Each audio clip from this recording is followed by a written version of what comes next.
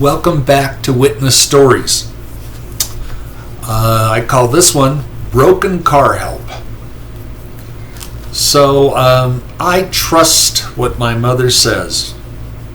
Back when she was alive, she may not tell me all secrets to protect us, the kids, from the problems with such secrets, but actually telling a deception for selfish purposes. No, she and my dad were very serious about honesty. She had pretty good intuition, which helped me in my first life lessons and anything else that related to spiritual knowledge, as well as life knowledge. So she could, at times, hear actual words from her guides. How do I know? She often told what she heard and the results of those communications. My parents were not the true believer types. They were knowers from experience, and they thought giving that experience, that information about what they learned to their children was a duty. But would we listen? That was a different consideration. Sometimes we did, and sometimes we just ran off to play and didn't think about it after that, for the most part. Until I got older, and then I realized, evidence and experience knowledge matters. Anyway, that's why I recorded these stories. So if my own grandchildren get interested one day, these will be available to them. If and when they are ready for it. They get to decide.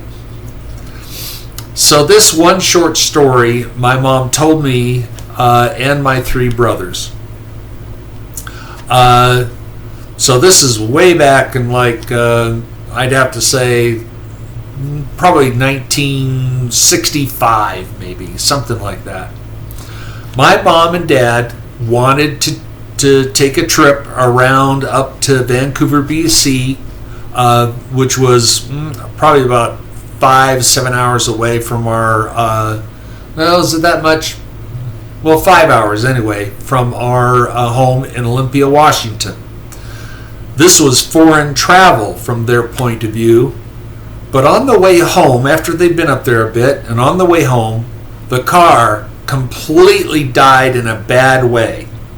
This was long before cell phones, and they had no idea how to navigate this in a foreign country. They probably needed help. You just couldn't just call a tow company that easily back then. You needed somebody to get you someplace, to a phone, give you a phone book, all kinds of things. Know where to go, what's the best place, everything.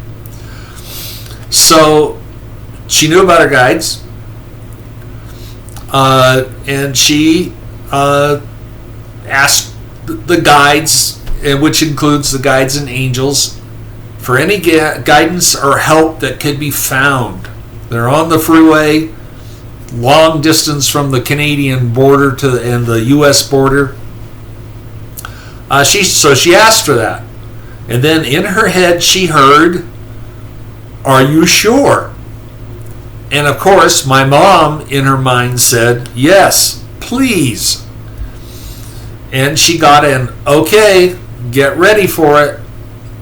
And just within a couple of minutes, a couple stopped, and it was all emphatic about, "Are you okay? What happened?"